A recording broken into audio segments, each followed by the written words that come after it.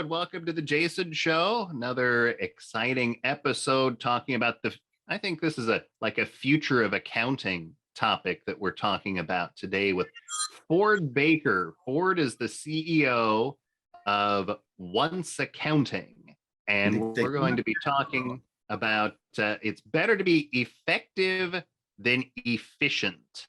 And Ford, first of all, hello. And Hello. welcome to the podcast. It's good to have you with us. Yeah, that's funny. The phone doesn't ring the whole time, and then someone wants to know if I've got a car warranty, and I haven't owned a car. And they're always advising me of that. I haven't owned a car since 2015, so. Well, maybe they'll catch on eventually. I'm sure those are legitimate calls. So,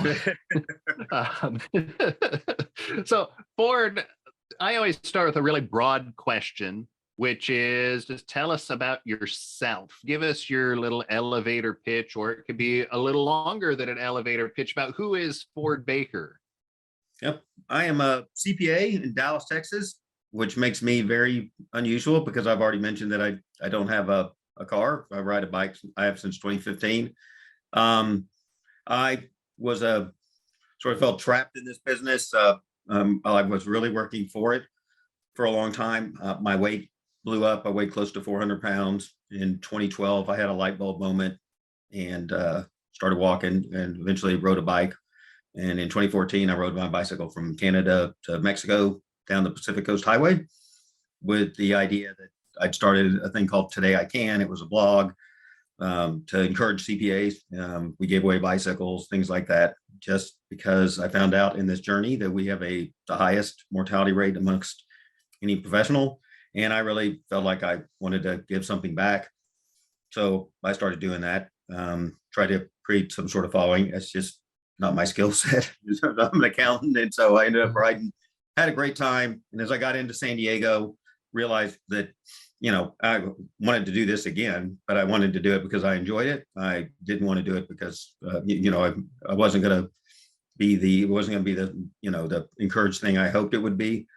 Still want to encourage CPAs, but because I wanted to do it again, I started thinking about what I could do. And like a lot of people, what was I going to do to be more efficient? But that was never enough for me. I think I've always intrinsically understood effective was better than efficient. And so what was I going to do to be more effective where I could do something to address busy season? And, that's an interesting topic too. Well, I guess it ties into effectiveness versus efficiency, but the self-care issue, we'll come back to that because I see a lot of problems in this industry. The tax and accounting has lots of problems, I think. And sometimes I wonder if I'm being overly cynical about things, but, I observe my own physical and mental health, and then I observe other people. I know people.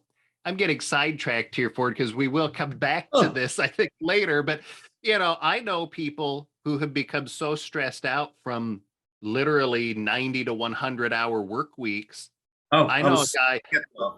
Yeah, I know a guy who threw his hands up in the air in the middle of tax season, a 25-year veteran enrolled agent with 400 clients, and he just freaked out, and he handed people their stuff back. It was just like, I'm done. And he walked out, and he now works for the railroad as a maintenance man after spending literally his whole adult life into his 50s preparing tax returns. He couldn't do it anymore because of just the grind of this profession. And so you have the fact that we sit all day and we're sitting at our desk and probably not eating well, so we gain weight, and then the hours just grind on you, and the fact that everything's so hard, taxes are harder than ever now. It's like the mental strain that we're all under.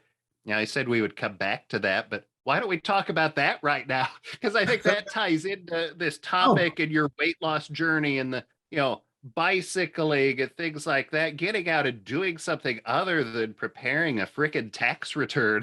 It's like, I think we all need to stop and maybe do that sometimes.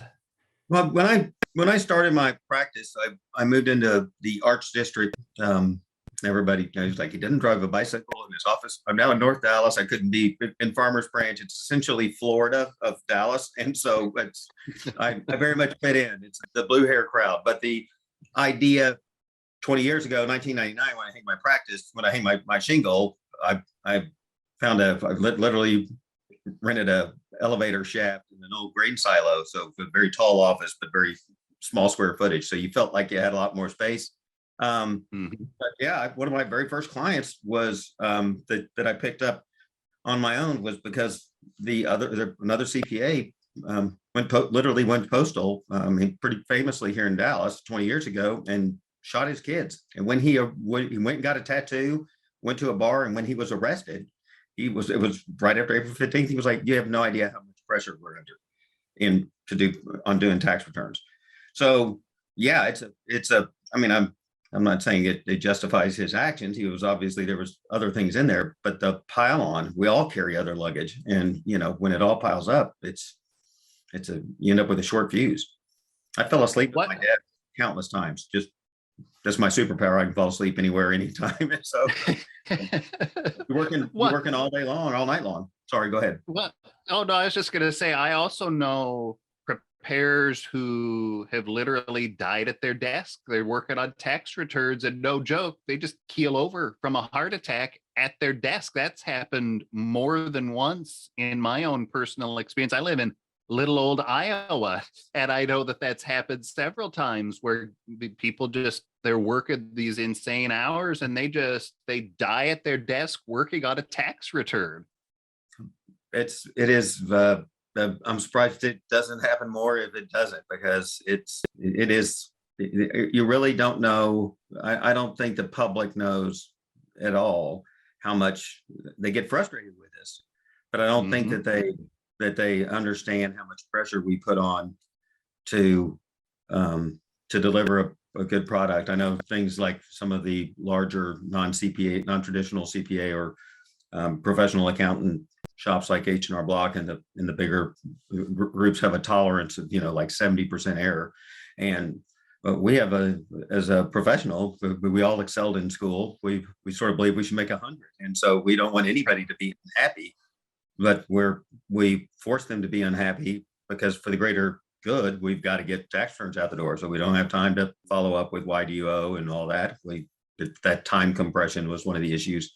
It kind of pops up as busy season, tax season. And that was where I always fell behind. I felt like every time I made progress, I got further and further behind. I tell a funny story about my progression when I got the kids a trampoline, and my son, who's now you guys have spoken to a lot, he's now our marketing director, but we got him a trampoline and he was 5 or 6, and I went out there and I was bouncing on it, and he backed up and he looked under the trampoline, he looked at me, he looked under there, and he was like, "How old are you, Dad?" And I was like, "I'm 33, 34, whatever I was." And he looked under again, and he goes, "If you're 34, you'd hit the ground." That he already noticed that trend that every year I was getting bigger and bigger and bigger. And it got to the point that I weighed 400 pounds. So, I was taking a ton of medication. I think I'd be dead if I didn't do something. So what caused the light switch to go off in your head, I guess 10 years ago or whatever, where it's like, I need to do things in a different way? I had gotten a new prescription in the middle of busy season. So I probably lost glasses somewhere. I just got back from a trip and managed to hold on to my sunglasses forever, and they didn't make it back from the trip, and I'm just bummed. But I've probably lost my glasses or something, and I had to go get new glasses. We had started a cleanse right after tax season. Will and his mom, this was back in 2014, kind of staged a conversation, and I walked in the door and was like, "Oh, I'll do that." And so I spent a couple of weeks waiting on the package, and then you have to wait till Monday to start. It's kind of the gospel according to diet. And it was 21 days. So after about 25 days of eating right and then going through that cleanse towards the end of it, these brand new glasses didn't work. I was pretty frustrated. I felt like they should be under warranty. And I knew it was the glasses' fault because I could lift the glasses up and I could read without the glasses, which you'd think I'm an accountant. You would think I would realize that's probably a good thing because I haven't been able to do that before. And I went and had lost a little bit of weight, but as I was eating properly, my eye doctor said, "Looks like you've lost weight. Maybe your near vision's returned, which I was laughed.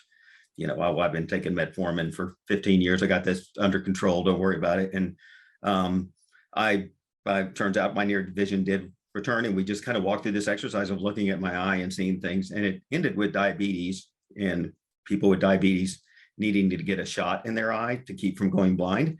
And I was about all I needed to hear. I can't watch one of those Saw movies and not go, the idea that I was going to have to get a shot in my eye for the rest of my life to keep from going blind, I just was like, I'll just do this cleanse forever, which was a terrible idea.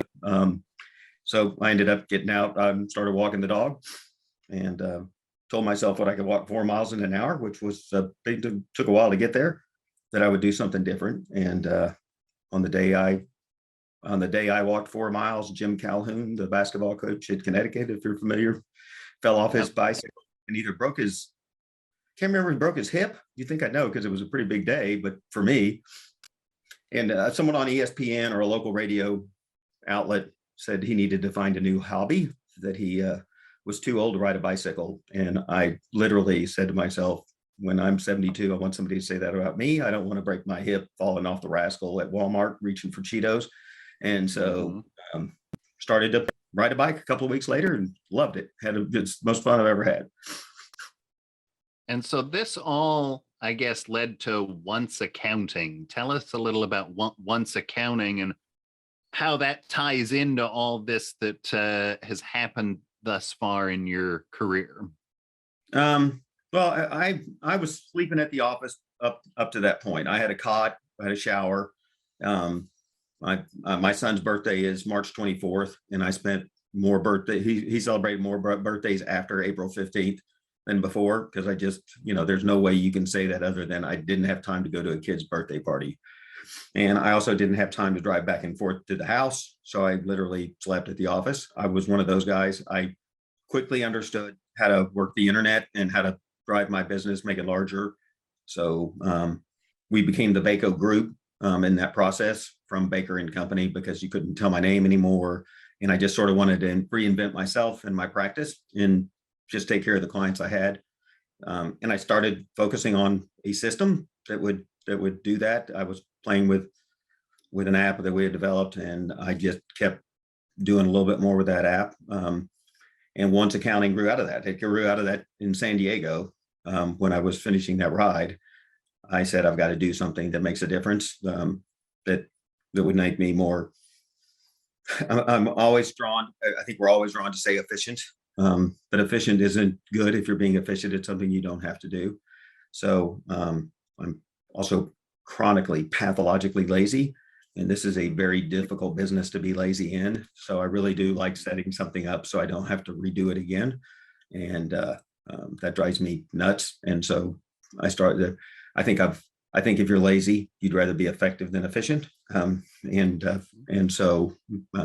I'm kidding about lazy, but there's a part, organization is just plan time off, right? It's just, if I keep everything in its right place and things like that, I've got time and I can relax without worrying about clutter. And if you saw the side of my desk, you'd laugh at that. But in a digital world, it's a lot different. I sort of understand data, I guess, intrinsically. And so I started to develop this app that was helping me be more effective. And so I want to talk about that concept of laziness, because I think as accountants, we have a different definition of laziness. Because for us, I think working a 40-hour work week, we consider to be lazy. If it's tax season and we only work 40 hours a week instead of 100 hours, oh, you're lazy. And it's like, well, am I really lazy, or am I just working a normal person work schedule here?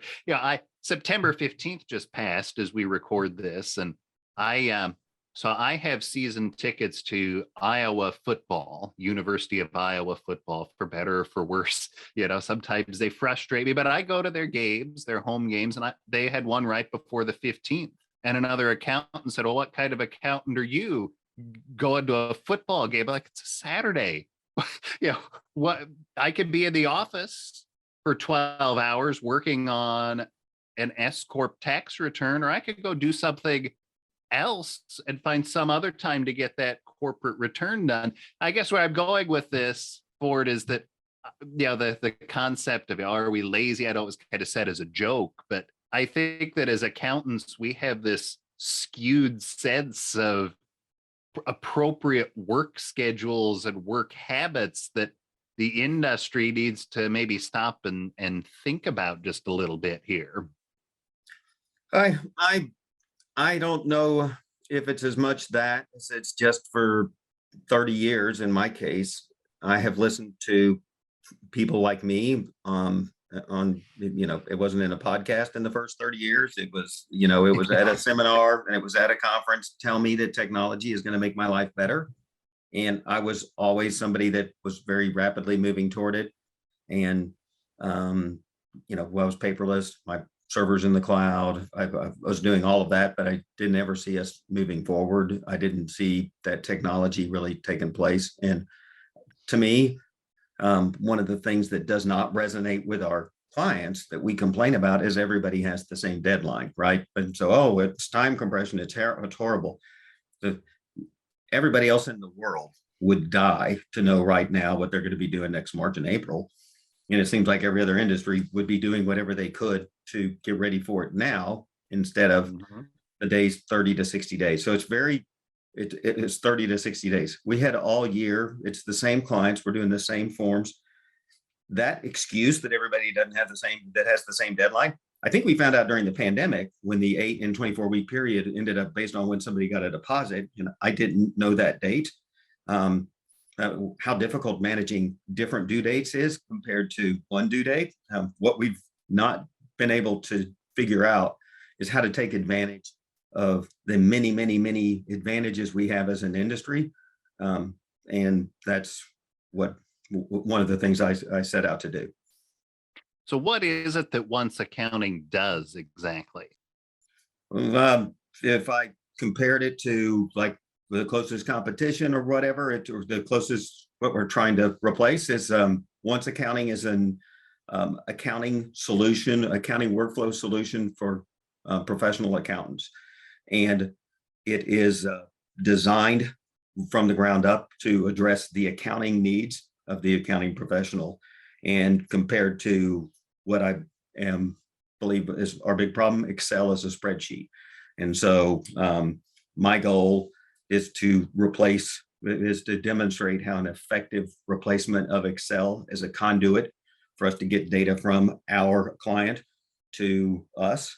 That in effect puts a user in between every correspondence, between every communication between accounting software, and we start to interject things that we don't need into the equation. I got to have an account number. What accounting standard says, I'm a huge account number person. It's my preference, but not enough to where I have to stop down and put it on my client's chart of accounts. Or I became very weary of forcing it on my clients that didn't want it. We holler at QuickBooks for wanting to put not requiring account numbers, but they're listening to their customers who don't want account numbers. Maybe we ought to take a cue from that. I was talking to a CTO and he was like, I can't believe QuickBooks still doesn't require, and I'm talking CTO of an accounting technology company, but I said, I can't believe QuickBooks still doesn't assign account numbers. Like, when will they ever learn? But, if they just did that, they'd have 95% of the market instead of 90% of the market. They're listening to their customers, and people don't want to use the products that have account numbers because it's burdensome. There is no accounting standard, and QuickBooks has an account number on every account. They just have it's a hidden account number that makes it so we can put all of our. We could do a whole podcast on account numbers. I've learned so much about that because I had to change my perspective on them. I felt like I had to understand how we got here, and I lived some of it. So maybe we'll get back together again and do a account numbers podcast. And from my standpoint, with us as professionals, the answer today is I'm used to them. When people say, why do you need account numbers?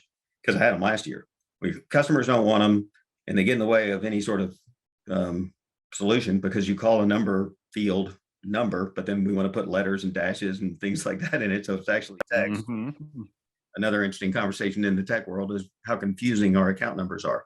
So anyway, that's, like I said, we could do a whole podcast on it. Well, absolutely.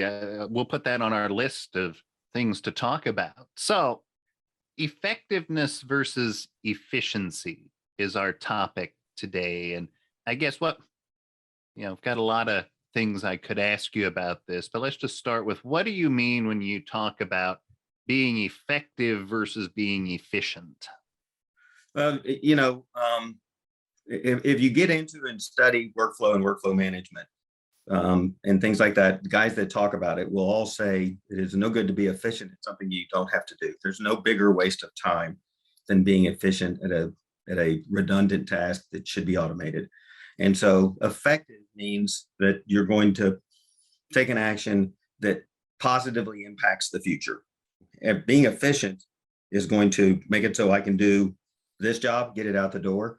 But everything we do impacts, has an effect on the future. And so if we don't unpack, we aren't effective. The best we can hope out of tax season is that it'll be as bad as last year. That's all we can help. But we've essentially, by being efficient and not addressing the problems coming out of the pandemic, did not eliminate any problems in and of itself in the accounting world, because it's like a carry forward work paper, and it's an NOL for a business that's never going to get bigger.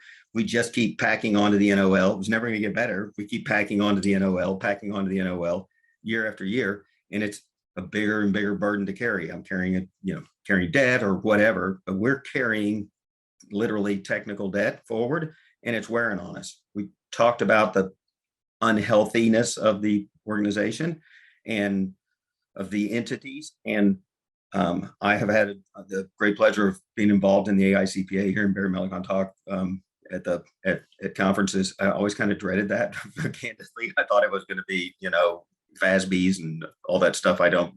And he's fascinating, but he's got a view that the industry's healthy and everything's great because billings are up and profits are up, and I think it was BDO that had the most growth in the history of the Big Four, like 25% growth in revenues.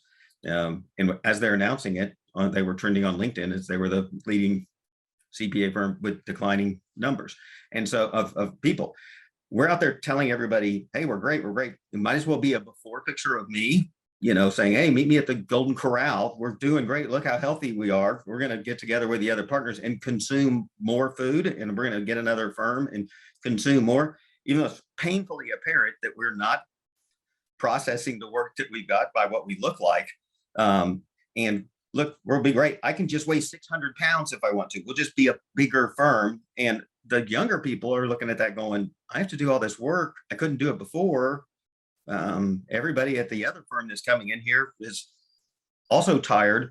Why is finding more work and another complexity going to make this better? And they're bailing faster and faster. We're not fooling the people doing the work. And so we've got this massive capacity issue because we're literally like having our partners meetings at the buffet at Golden Corral. And they just see us consuming, getting bigger and bigger and bigger. And it's not sustainable. It's not healthy. It's just as bad for us to take on more work than we can do as it is for a human being to eat more food than he can process.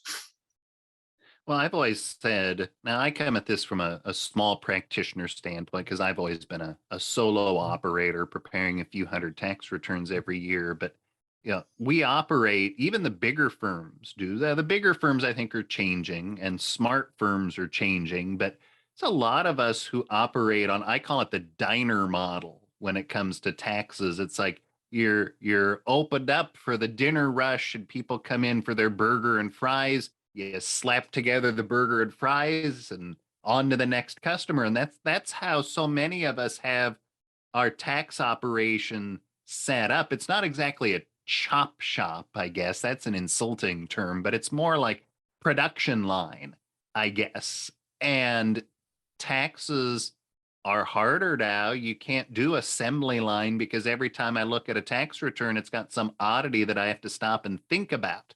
And that breaks up the whole assembly line process, and everything takes longer.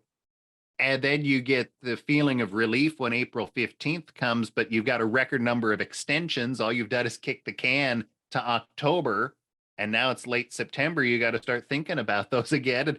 And we just get caught in this cycle. And then it's like, oh, it's finally over.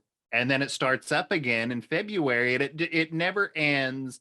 And you keep saying, and when I say you, I mean the average practitioner and even the bigger firms, we say, well, next year will be better, or next year will be different, or next year can't be as bad as this year.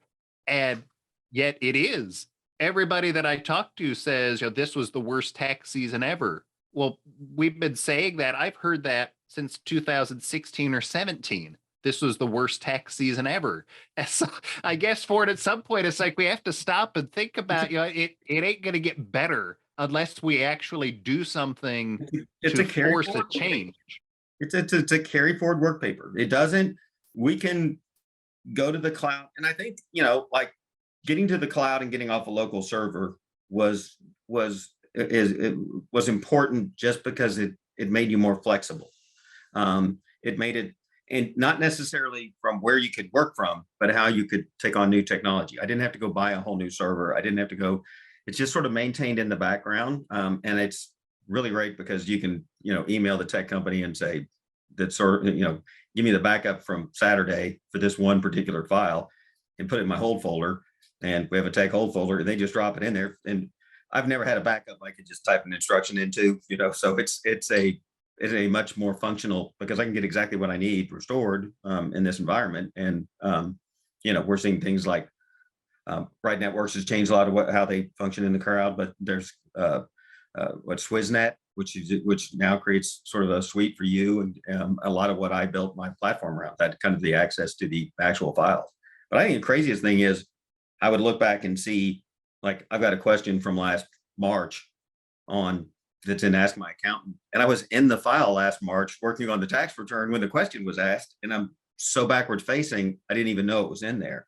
So it's not that they didn't ask the question in a timely basis. It's we didn't answer it till the following, September, because that's the first time that it ever mattered to us that they had a question because we've been so focused on putting last year's numbers on last year's forms.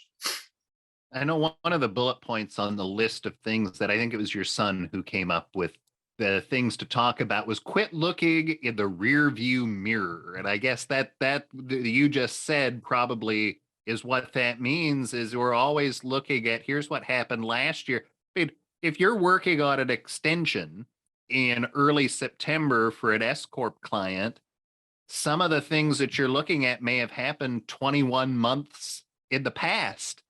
At a minimum, they happened 9 months in the past. And so all you're doing is scrambling to slap together a tax return and get it filed by that September due date. And there's no, it's all old stuff. It is, there's no way you can be proactive with last year's balances, especially if it's September 15th and last year was, 9 months ago. But how much has changed this year with inflation and all that to where I can be an effective advisor for my clients? What's currently going on with the works? How's inflation impacted their business? How's supply chain impacted their business this year? We have no idea by putting last year's numbers. We're more focused on, can I get it to a cash basis? Can I figure out what happened to retained earnings? Can I address all of that? The accounting issues than we are any sort of advisory services, and they want the advisory services. So that's it's an interesting space to be in. They want more from us, but we want to do what we hate the most about our job more. I think the frustrating thing from a tax side is, but we're not willing to bend a little bit on any sort of new ideas. We're going to do what we did last year. That's the rear view mirror mentality. What I didn't know as a guy that doesn't like that, I've never been that way. I've always sort of looked at the horizon. The horizon to me, what else we could do is fascinating. And my biggest mistake in looking at the rearview mirror was when I described the future and said, well, I don't know what it's going to look like. We're trying something different. And if it doesn't work out, we can always do what we did last year. We can always revert back, but let's make it a goal to get better. But the fact that I said, I don't know, but just everybody went white. It was risk. Why would you do something? At least what we did last year, got the tax returns done. Why are you playing with this concept? To me, I always thought that's the boss I wanted to work for. The guy that was trying to do something different. But because I called it the accounting machine, I said, I think busy season, I wasn't sure why I was more effective because I was doing this, what I was doing. And then I was trying to see if I could scale it. I just saw results. I was almost 200%. I built on a flat fee. It's one of the first things I did. And bigger jobs that I was using, I do some massive tax returns for a small guy. And so those big returns that I was really implementing this proactive approach, and my realization was going through the roof. I'd done a lot of automation inside of Excel for my book to tax adjustments and things like that. And I could see it happening, and I started to play with scaling it and going to hire a developer, give me a proof of concept. Again, always the accounting machine, and I just needed we needed a better brand than that, and something that I needed to understand what it was that that was making me effective, so that I could translate that into communications that accountants would understand. And the good news is now I know what the future looks like, and we know what the road path looks like to get there. And I promise you, it wasn't what you were doing last year. It has nothing to do with anything that any workflow looks like today, because it's, as we can see, it's not sustainable. So I'm sure once accounting helps with this. I know one of the struggles that I've had and a lot of other practitioners have had with advisory services is I think most people agree that advisory is a good thing, but I think there's two things. There's the same as last year attitude. It's just easier. It's not easier, but we think it's easier to just carry forward, and that's guaranteed. We know what to do with preparing tax returns. So we do that. The other thing is I have found advisory requires you to really dig in more with helping the client proactively, which of course is good, but you're still buried under tax return stuff. And so it's hard to effectively deliver the advisory services when you're buried under that avalanche of just tax junk. I guess talk about that. And yeah, how does once accounting help with all, getting unburied so you can really deliver services? I think one of the fascinating things I've watched in this journey is watched our solution providers say, you need to do more advisory services. We don't know how to help you do that, other than you need to do more accounting services to get that done. And so go get more accounting, outsource to the other side of the planet to get that accounting done. It's still no different for us if we're doing the accounting or not doing the accounting, because as a tax practitioner, I don't have the chance to review everything detail wise. It's still difficult to manage a client's taxes, logging in and out of their file, pulling out the data. So it doesn't necessarily solve things, and we're not seeing anything get better. We've outsourced, we've used up the Philippines, India, all of those places. We better hope there's intelligent life out there, because we're about to run out of other side of the planet. And that's just to handle our economy's accounting. What's going to happen when, why is it that nobody else has this? Where's the breaking point? One is our tax code, but we're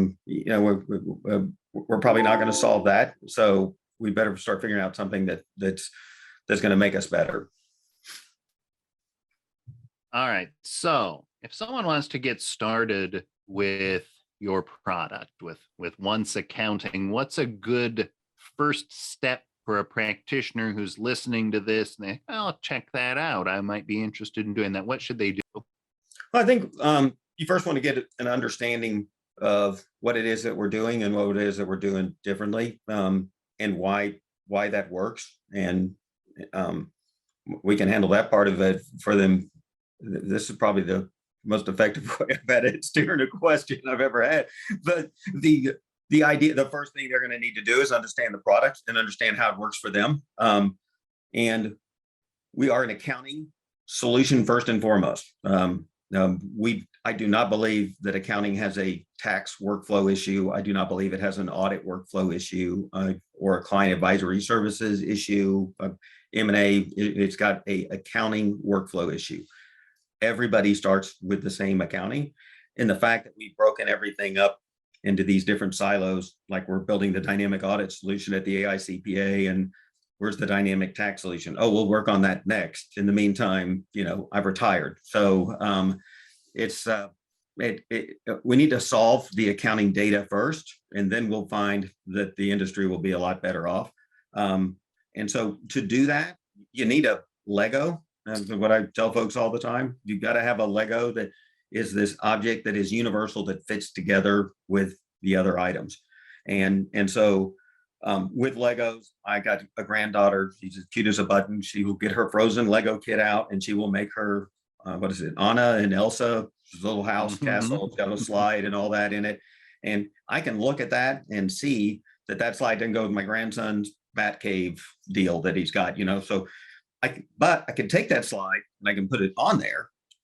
They give me instructions to make this incredibly intricate house for Ariel, or not Ariel, Anna. Sorry, my daughter is Little Mermaid and Belle, so I have a hard time catching up with this generation. But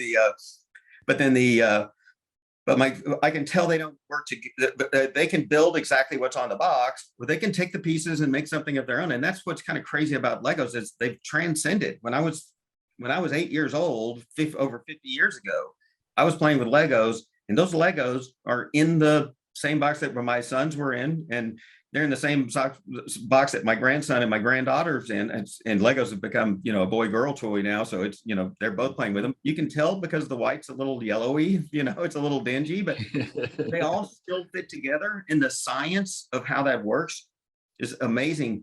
But they exist in a universe that knows that they can do that. And so it makes it so that they adapt what is nothing more than blocks to tell these, crazy stories with these toys that you can build and play with.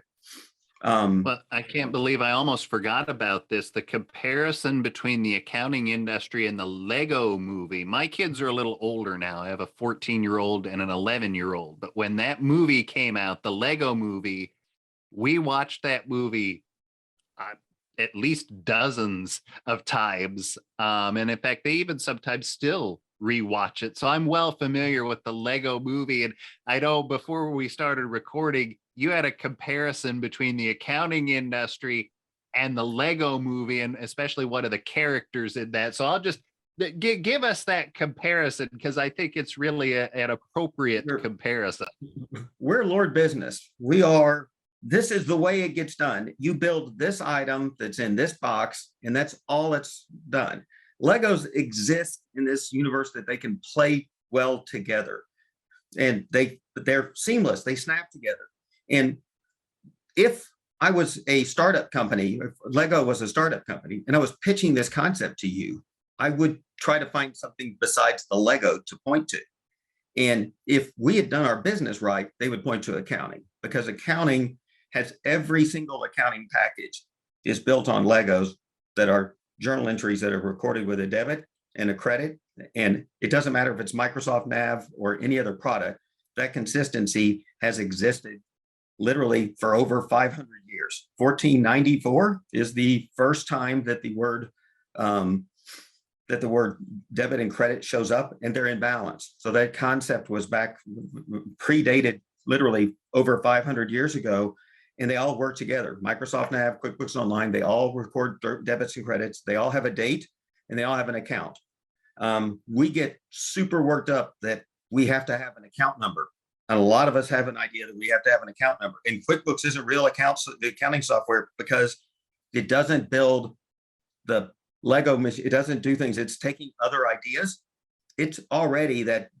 I should have looked up, but what are they, master builders? It's already a master builder, but they're actually more of an accounting solution than anybody else, because they only will die on the things that are standardized, right? They are going to say, I got to have an account. No accounting. There is absolutely no accounting requirement. And we have a lot of principles, guidelines, and things like that in our acronyms that are rules and our standards. Our industry is built on standards. There is no standard besides it's what I had last year to have an account number. Now, it may be a best practice, but if 90% of my clients don't want account numbers and they use QuickBooks, and in part because of that, then why am I going to force CPAs, as much as I want account numbers? I like account numbers myself, but I had to come to the realization that my clients don't want it. In forcing CPAs to put the best practice of, it's the best practice to go do something to your client's file that they don't want, put account numbers in. If QuickBooks doesn't have it, there's no gap requirement. why does our solution providers require us to go and insert an account number before we talk to them? I think it's really funny that Lacert, if I'm going to upload a trial balance, requires I have an account number, but they have a sister product that doesn't require an account number. That's always been sort of a, but they're kind of stuck with Lacert, which is not really part of their core product line. Different story, but anyway, it's an interesting thing because we have another advantage. So all of these things fit together. So I can gather them all. And if you think about them in Excel, I could copy and paste a journal entry, put them in the exact same columns from Xero, from Sage Business Cloud, from QuickBooks. I can put a debit credit. I can have an account. I can have a date. I can have a memo. I've got a lot of things that are in there. I can put them all in that same spreadsheet. So we can aggregate them together. But the other huge advantage is we all build the same thing, balance sheet and income statement. And so I can now pull the instructions for a balance sheet and income statement and take the accounting record, because I'm an accountant, and rebuild the balance sheet and the income statement. So the first thing we do is that we gather that and build a balance sheet and an income statement, but we build it in a completely agnostic way. So that we're providing the accounting data first and foremost into an accountant's workflow. And then we solve problems that accountants have universally. Rounding, every number, when you round to zero, adds up. The balance sheet always balances. If you've got a client with 25 different classes and 200 charts of a chart of accounts, and everything's all spread out, and I add up all of those different items, I'll get the same net income rounded that I would on the audit when I've got 4 or 5 line items add up. So we solve rounding at the accounting level with an accounting type solution. We are built to address the accounting industry, which means we need to see more than one file at a time. I don't want to log in and out.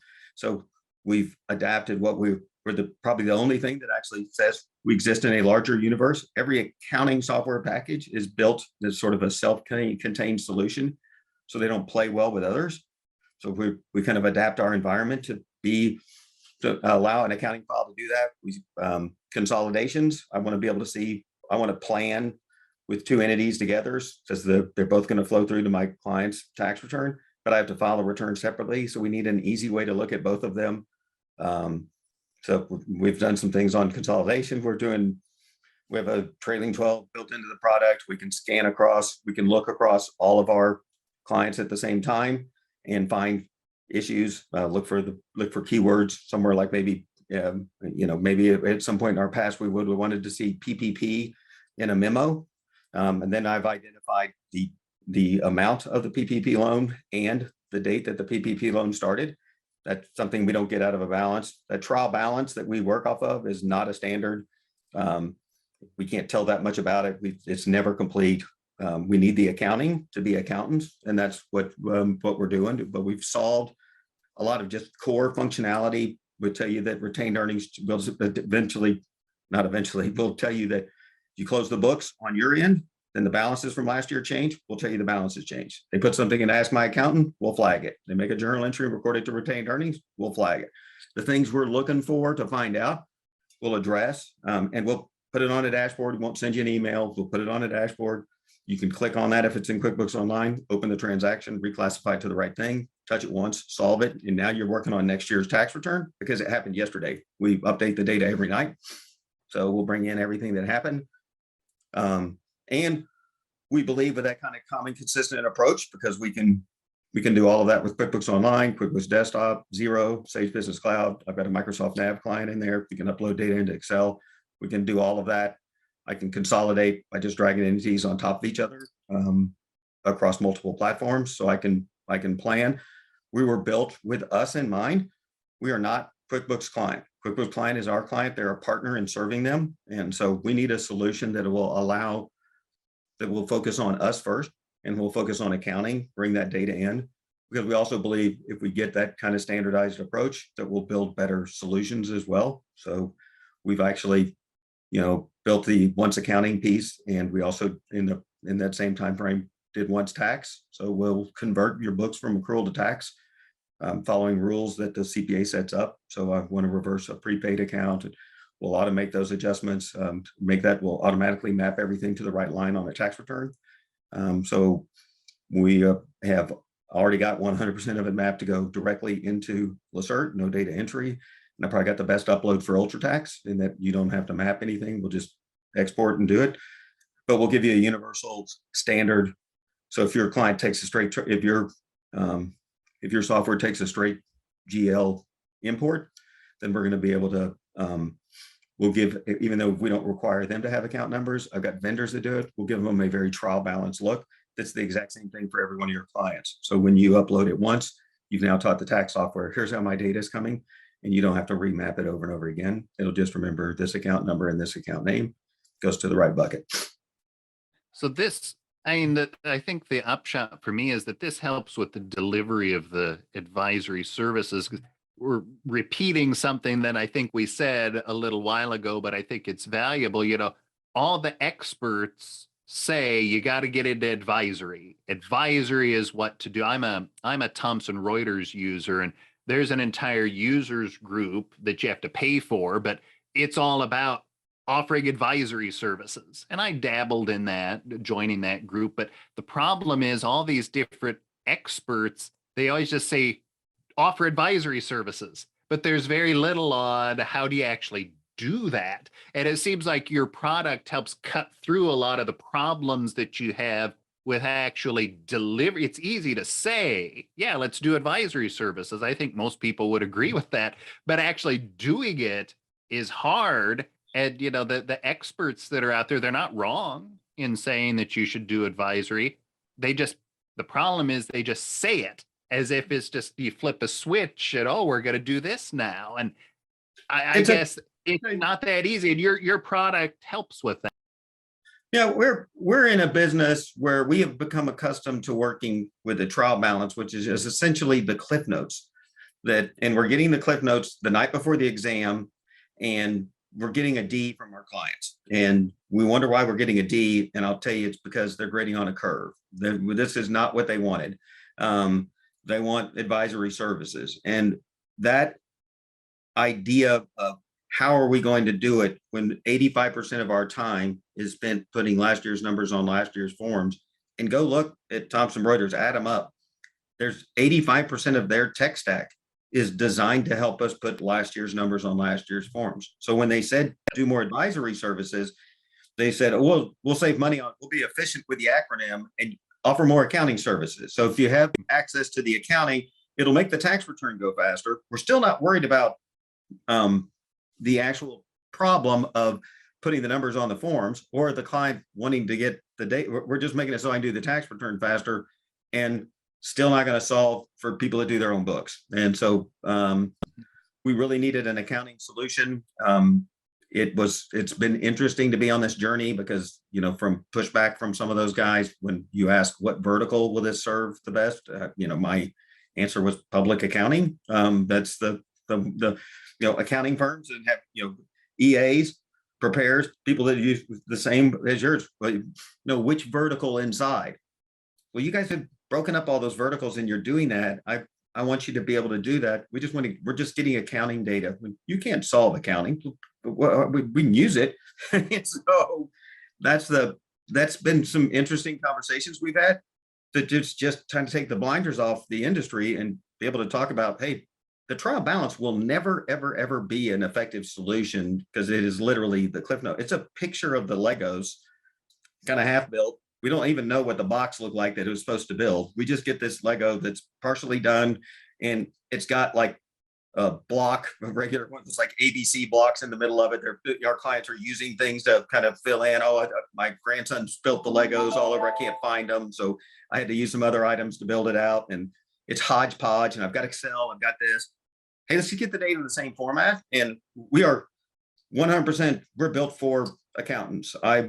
We have a patent on our workflow, and I do not want this to go into a silo that makes any particular people better other than public accounting. So, and we're very, very focused on, I'm not going to come up with every idea.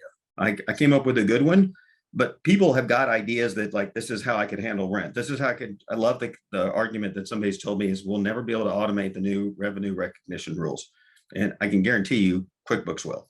And so why not let it be us? And somebody's got a good idea. If we just gathered this, do an app, talk to us. We speak accounting is what we talk about. Our software talks accounting, debits and credits to other accounting packages. And so where we can post information back. I can open up a file, but we can create a dialogue that's now I can do something, maybe make a little extra money on it, but help my industry get better as well, solve a problem in a common way so that we all get better. To me, that's the most important thing that one can do is leave the industry in as good a shape as it was when I got here. We didn't have computers when I showed up at my first real accounting job. Started off at Deloitte, but ended up with a large local firm. Had more typewriters than computers. And so I've watched this whole, it was my job to put in computer, put in IT. I feel like I kind of broke it because I did kind of create the idea that the clients could do the accounting and give us a balance at the end of the year, and we could do it. And it's been a nightmare. And so what we're doing isn't anything other than what we did before, which is we're just getting access to the accounting because we are accounting professionals.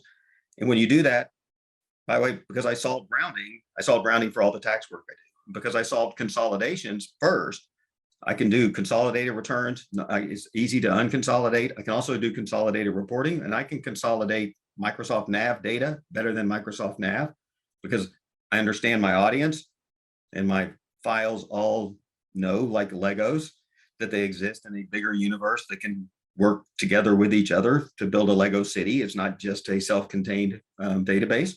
And so we have expanded what we're doing beyond the restrictions of that accounting file.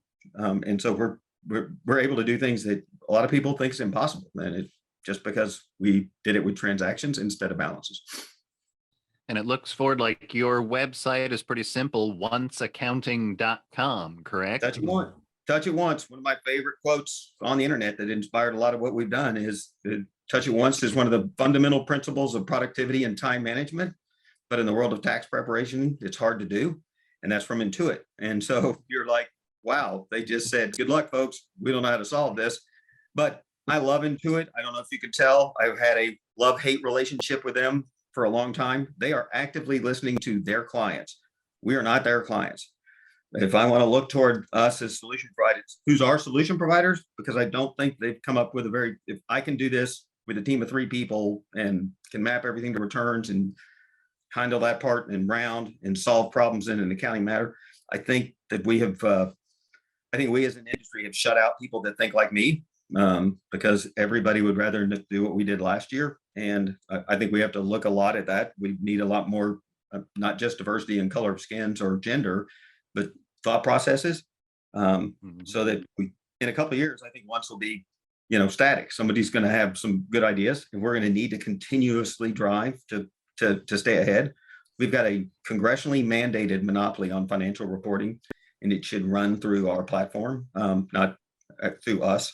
We should be able to deliver it. And that's what we want to do, is just kind of restore some order to public accounting. It's been great to work with the AICPA, to say some challenging statements about the health of our industry in that room. And there's plenty of people that agree with us that they may not be as healthy. There's probably more. But at the same time, there is more. At the same time, we've got to use accounting technology. I think the exciting thing is we're a very young company. We have a functioning product. I'm not talking about anything that is speculative as to what we can do. Everything that I described on this call is doable, and we're doing it. And it's the top. Looks very much like we'll onboard our firm in the top 10, but it's not been what I thought it would be. I'd be trying to sell the idea to smaller and get bigger and bigger and bigger as I went. We have inbound sales calls from national firms, and we're in every one of those are active in our workflow. So it's just getting the tax guys to say, okay, they're all very much. We've focused a lot on our CAS product because CAS is a lot easier to get into, and it is we solved an accounting problem first and foremost. And I described to you the problems, the alerts, and the ability to search across and know that balances changed from last year and everything foots and consolidations. Those are strong, and they're consolidated on accrual and tax basis because we made it simple. So it's the same process, and it's a transaction based, so it's easy to update. It's easy to automate. It's been a pleasure building it. We were surprised how quickly we got. We were surprised how much more productive we feel like accounting will be on this side of what I call the balance barrier. Once we get past that, you'll see where the shackles have been, and where we've been stuck in a balance-based workflow. we think we'll make audit better. We think cash will be better. Think tax will be better, just because we have better, consistent data to develop and be innovative with. We've always had to Well, let go.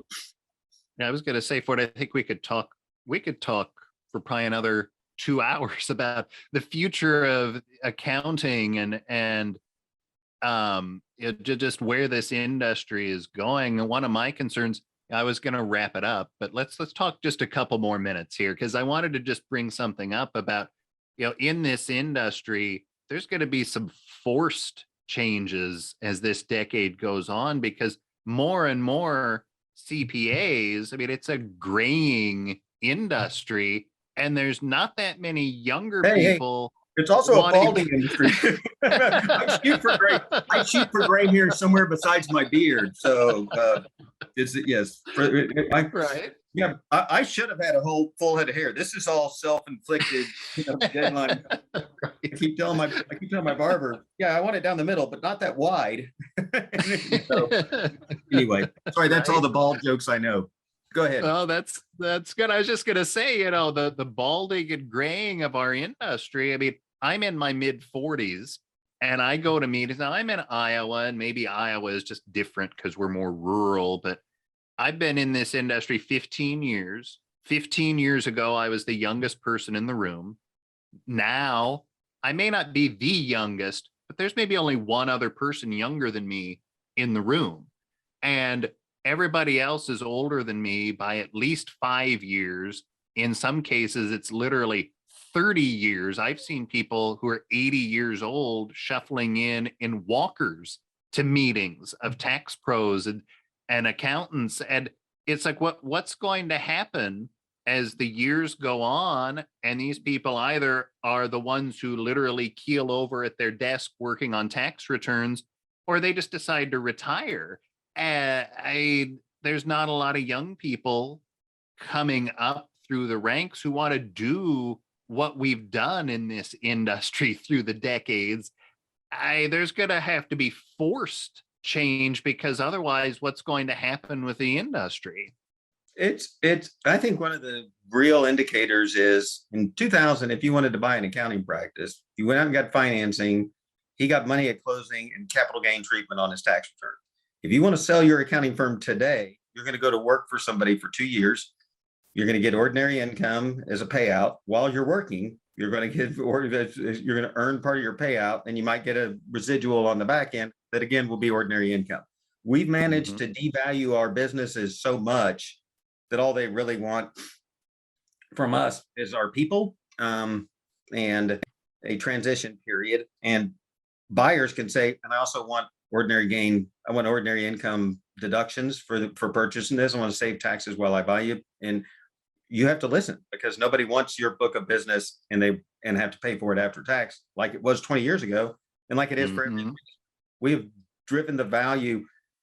My neighborhood used to get 125% of revenues.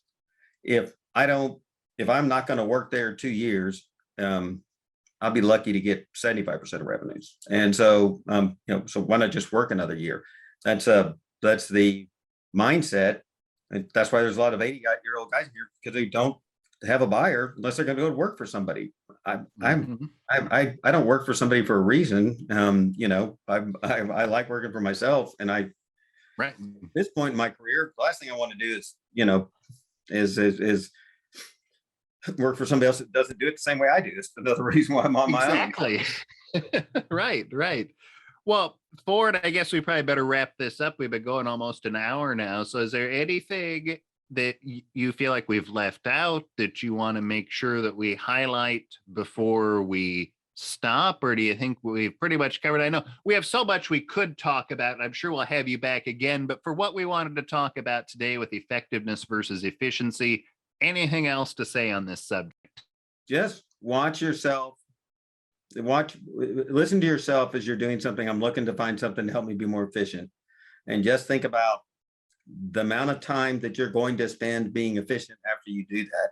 If you're effective, you won't do it again. And that's the touch it once solution is an effective solution, because once I connect a client's file, I never connect a client file again. Once we map everything, you never map everything again. Once you fix rounding, you never have to play whack-a-mole with a dollar again. I've described things that everybody thinks, oh, that's a little issue, but when you solve it once and solve it forever, these little issues are all part of that carry forward problem that we haven't solved by just carrying the trial balance based workflow. We're carrying it forward every year, and we're just dragging all its problems with it. Fix the problem, and all the symptoms will go away of that problem. And the symptoms are needing to be efficient in a job that in things you don't have to do. That's the biggest problem in our workflows. Is there's so much things that we just shouldn't have to do. But get on Once Accounting, take a look at a video. We do a little mapping video, and reach out. We'd love to connect with your firm, and we've got APIs open so we can start developing as soon as somebody wants to get on and play with it. All right. Well, very good. Ford Baker, Once Accounting, thanks so much for joining us. Fascinating conversation. And I think we'll have you back again, but thanks so much for this time around. Thanks so much, Jason. Appreciate the time. All right. Excellent. Ford, thanks a lot. I'm sure we'll be in touch.